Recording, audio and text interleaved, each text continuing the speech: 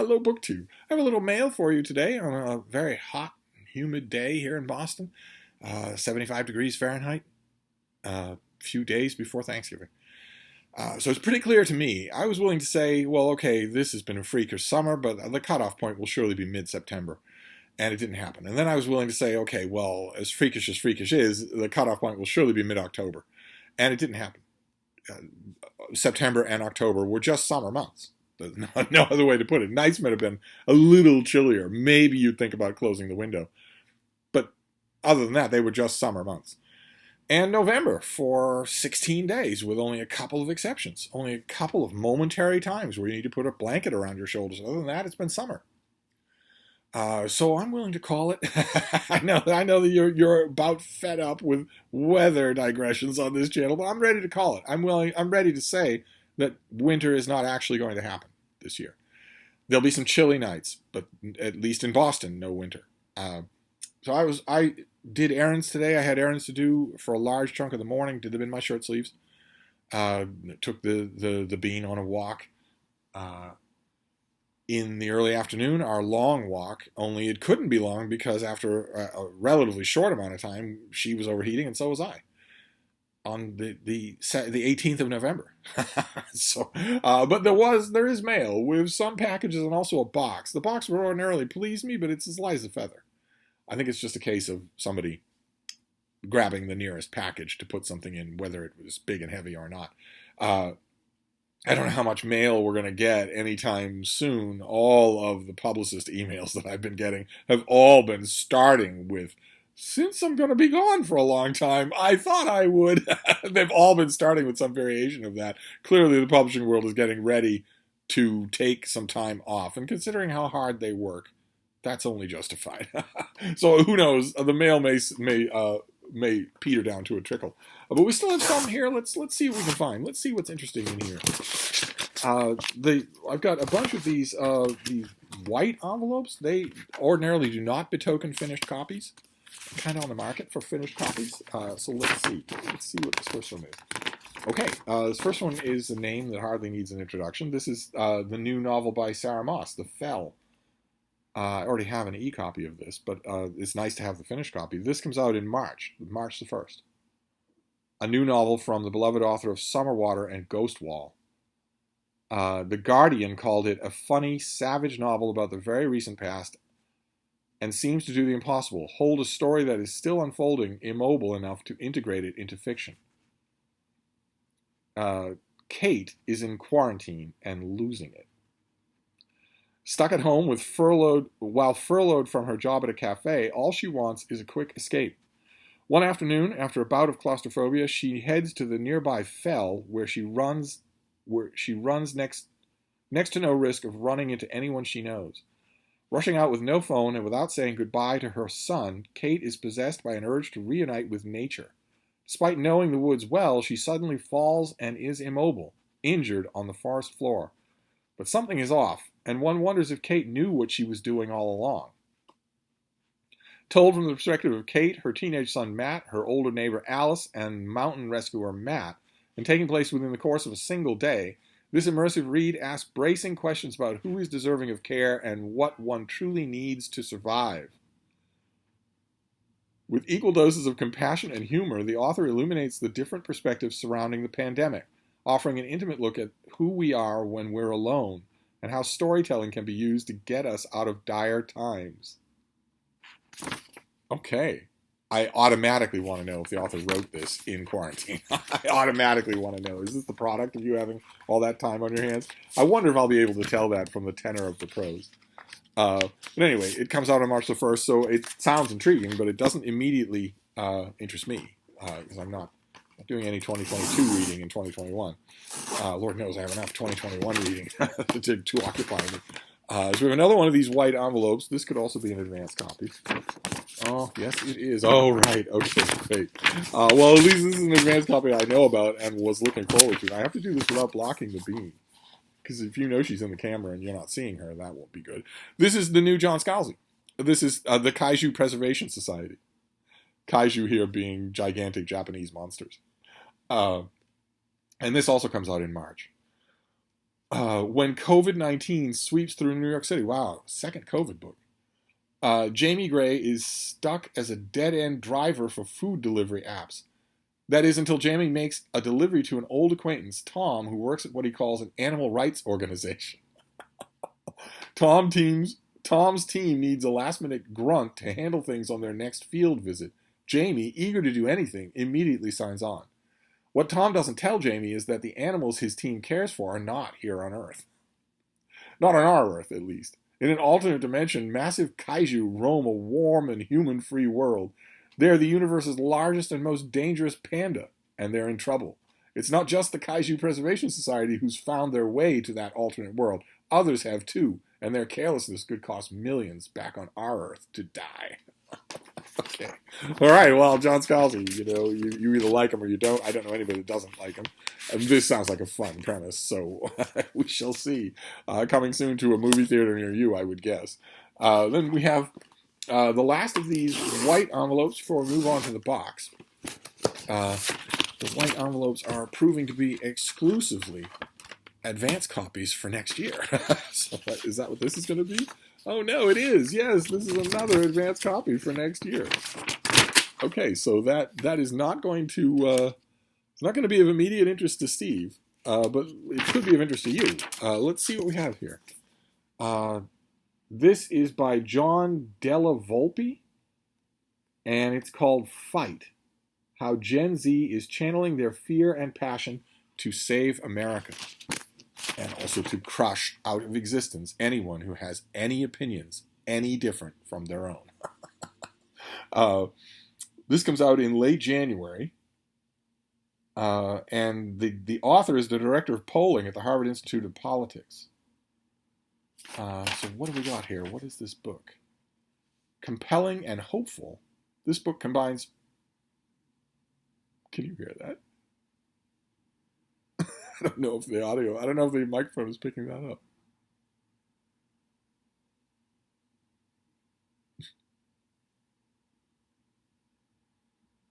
The baby is snoring. Compelling and hopeful, this book combines first-hand interviews with Gen Z members, drawing on their stories and experiences, with fresh data and insight. The book looks at how a generation that's been faced with an onslaught of unprecedented events, September 11th, most of them don't remember that, the War on Terror, Hurricane Katrina, the 2008 financial crisis, most of them don't remember those things. They were born. They came to awareness in the 2008 financial crisis. They were born before that, but that's their first memory, is suddenly mommy and daddy don't have a job.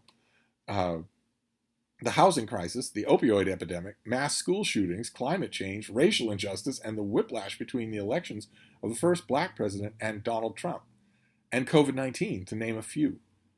This has become more politically engaged, aiming to disrupt the status quo. That's factually not true. That is demonstrably not true. Unless the author is going to split hairs on what it means to be politically engaged. If you are more politically engaged than the previous generation or the previous label for a generation, the one before Gen Z, if you're more politically engaged than that and you know that your whole future is on the line, well, then explain to me the current makeup of the United States Senate.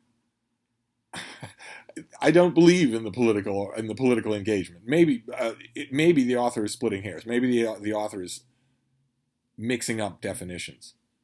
Maybe if you tweet 30 times a day, he's calling you politically engaged. I say if you stop Nazis from getting elected in order to have power to make laws about you that you have to obey, that's political engagement. Maybe this author will prove me wrong, though. This will be the second Gen Z book that I've read. I'm not going to read this yet. I just read a book called Gen Z Explained. Let's see here. Generation Z, also known as Zoomers, I've heard some other names as well, has been faced with an onslaught of turmoil, destruction, and instability unprecedented in modern history. And it shows. They are more stressed, anxious, and depressed than previous generations, a phenomenon the author has documented heavily through decades of interviews and meeting with groups of young Americans across the country. Okay, but I agree with that, and I have nothing but sympathy for that, but that is one side of what pressure can do to you. One side is that it will make you depressed. There are other manifestations for that kind of multifaceted pressure, and not all of them make Gen Z into little lamb-like victims. some of them are quite ugly. And I wonder if this, I've read now 4 books, well, this would be the 4th one. I've read 3 books on Gen Z, and they all want to paint this generation as the victim of all previous generations, without any negatives of their own. I've met these people. I know large numbers of Gen Z, and I have never met. Well, anyway, let's just move on. Let's just move on. But Gen Z has not buckled under this tremendous weight. On the contrary, they have organized around issues America has left unsolved, from gun control to racial and environmental justice to economic equity, becoming more politically engaged than their elders were at their age and showing a unique willingness to disrupt the status quo. A unique willingness to disrupt the status quo, sure. Setting fire to trash cans in Portland, sure. That is not... Political engagement would mean that if a Nazi, just a full-blown we hate the other Nazi, who is promising to strip everything that you have from you and make you grateful for it, is running for office, that you organize and door knock to make sure that person doesn't get elected. I have seen very little proof that Gen Z is even interested in doing anything like that. Maybe they think the game is rigged against them. Maybe they think that is pointless. I think it's pretty clear that it's not. I think Georgia gave us a pretty clear indication that if you make the effort, you can stop the inevitable from happening. It drives me crazy when I see the people in the United States, for instance, already giving up on the 2020 midterms. Well, you know how it goes. You know the conventional wisdom. Oh, the party in power always loses big at the midterms. The Democrats are going to get just wasted. That's a matter of turnout. That's a matter of changing minds. And if you're already talking that way now, it's never going to happen in 2022. And if there is a Nazi blowout in 2022, well, anyway, I'm well off target here. In this book, the author draws on his vast experience to show the largest forces shaping Zoomers' lives, the issues they care about most, and how they are, despite older Americans' efforts to label Gen Z as overly sensitive, lazy, and entitled, rising to the unprecedented challenges of their time to take control of their country and our future. Will them taking control of, first of all, I don't see any sign of them taking control of this country, but if they did, would that be an unalloyed good thing? If this author comes to the conclusion that it would be, that if Gen Z were suddenly in control, everything would be great, then this author is doing no more thorough or balanced a job than the other books that I've read on this subject. Gen Z has many, many very ugly qualities, including an absolute thirst for ideological totalitarianism that is at least as great as the thirst for governmental totalitarianism on the other side of the equation. At least as great. Societal pressures are causing that to manifest at all ends of the spectrum, at both ends of the spectrum, not just one. It's not that there's all Nazis at one end and all saints at the other end. And I also want to say that he focuses on the large forces shaping Zoomers' lives, the issues they care about most. The single issue they care about most is keeping their jewels charged. That's the thing they care about the most. This is a more addicted generation than any generation in the history of the world. This is the first generation of American young people who can not only completely hide any detectability for their nicotine habit, but also indulge in that nicotine habit literally every minute that they're awake. The whole gigantic artificial social apparatus of you start to pinprick cold sweat, you start to withdraw, you need to smoke. So you have to make your excuses, find somebody to watch your stuff, get all of your accoutrements together, go to the nearest place, a squalid alley or the middle of a field, that it isn't illegal, do that, do nothing but that, then stop doing that, try to de-stinkify yourself from doing that in order to rejoin normal society, and then just wait until you have to do all that over again. Well, if you have a jewel, it looks like a memory card, a flash card. And it's meant to look that way. It isn't meant to look that way because that's a pleasure thing to suck on. It's meant to look that way because the manufacturers of it know perfectly well that the bulk of their audience is kids who want to hide this from their parents. Your parents are looking at a drawer full of tech, they're never going to be able to spot the one that is delivering carcinogens to your body literally 24 hours a day. Literally every minute that you're awake. Anyway. I've gone off field again. Let's just get back to the book, shall we? All right, so this is Fight. How Gen Z is channeling their fear and passion to save America. and it comes out in January. So if you are a member of Gen Z, this is probably going to be required reading. You'll see if you're reflected in it. I won't go off on another tangent. I will only say the books that say that Gen Z is going to save America mean they're going to save it from the forces of authoritarianism, of fascism, that are massively on the rise in this country. This is currently a fascist majority country when it comes to adults.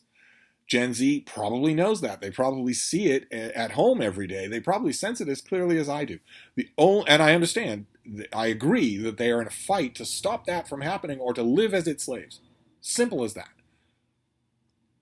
The only quibble that I have with that take, when authors take it in books like this, is when they say to save America. Well, what would that saved America look like? Are you allowed to have any opinions that differ from the orthodoxy? The brutal social, governmental fascism doesn't particularly care at the moment what opinions you have.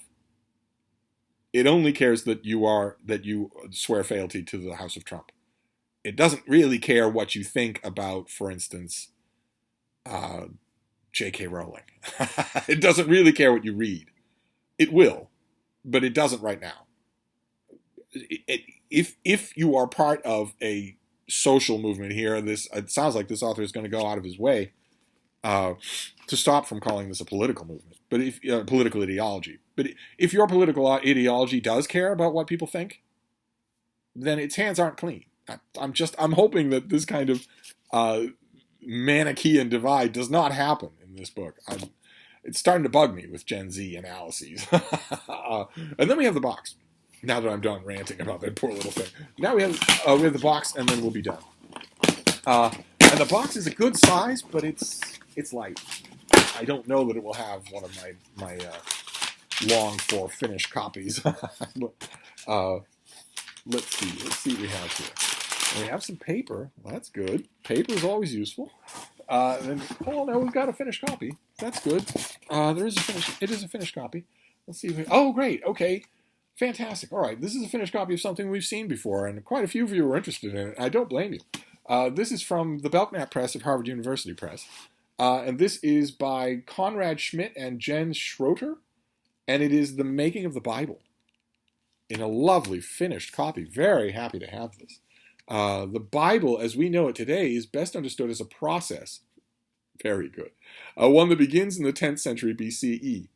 In this revelatory account, a world-renowned scholar of Hebrew scripture joins the foremost authority on the New Testament to write a new biography of the Book of Books, reconstructing Jewish and Christian scriptural histories as well as the unappreciated contest between them from which the Bible arose. Recent scholarship has overturned popular assumptions about Israel's past, suggesting, for instance, that the 5 books of the Torah were written not by Moses, but during the reign of Josiah centuries later. The sources of the gospel are all under scrutiny as well. The authors reveal the long, transformative journey of these and other texts en route to inclusion in the holy books. The New Testament, the authors show, did not develop in the wake of an Old Testament set in stone. Rather, the two evolved in parallel, in conversation with each other, ensuring a continuing mutual influence of Jewish and Christian traditions. Indeed, the authors argue that Judaism might not have survived had it not been reshaped in competition with early Christianity. I eat up this kind of book. Absolutely eat it up. So I say, yes, please. Yes, please. The only problem is I had an invoice and I had some packing paper, but I don't have an actual pub sheet for this thing. And I don't remember if its date has changed. This will be a November or a December release, but those of you who are interested in this kind of thing, it sounds really good. And who does it have? Okay, it's got blurbs from, among other people, John Barton, who wrote A History of the Bible that was very, very good. Sarah Rudin, who just recently did a translation of the Gospels. And Bart Ehrman. Of course, you can't have a book like this without Bart Ehrman weighing in. And those are our authors. Smiling. Looking forward to this very much so. And unlike everything else here, I think I can read this tonight. I'm pretty sure that the date is coming right up. So we have The Making of the Bible. Those of you who are interested in this subject, this is the book to read this season.